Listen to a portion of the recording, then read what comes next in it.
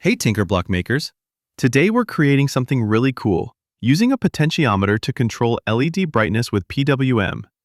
This is where analog input meets digital output to create smooth, responsive control systems. We're using two TinkerBlock modules, the TK07 disc potentiometer for input and the TK01 XL LED for output. The concept is simple but powerful. Turn the potentiometer and watch the LED brightness change smoothly from completely off to maximum brightness. Here's the magic. We read the potentiometer with analogRead, which gives us values from 0 to 1023.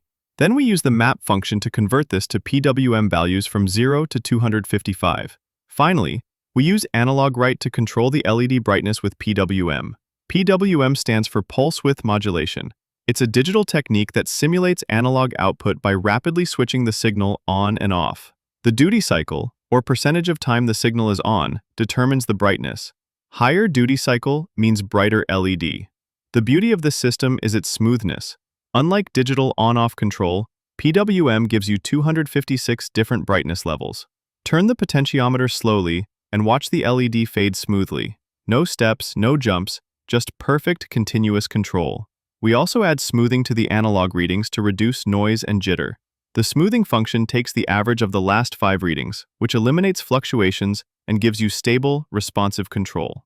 In the serial monitor, you'll see real-time updates.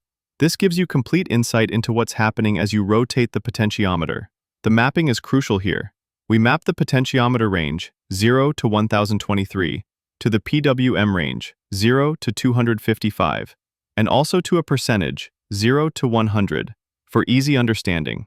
The map function handles the linear conversion automatically. This technique is the foundation for so many advanced TinkerBlock projects. Once you can control LED brightness with a potentiometer, you can control motor speed, servo positions, or create custom dimmers. It's like having a volume knob for light.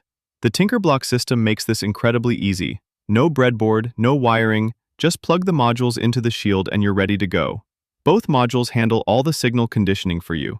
Try this. Upload the code, open the serial monitor, and start rotating the potentiometer. Watch that LED respond instantly to your input. Then try different rotation speeds. You'll see how responsive and smooth the control is. This opens up endless possibilities. You could use multiple potentiometers to control RGB LEDs, create custom lighting systems, or build interactive displays.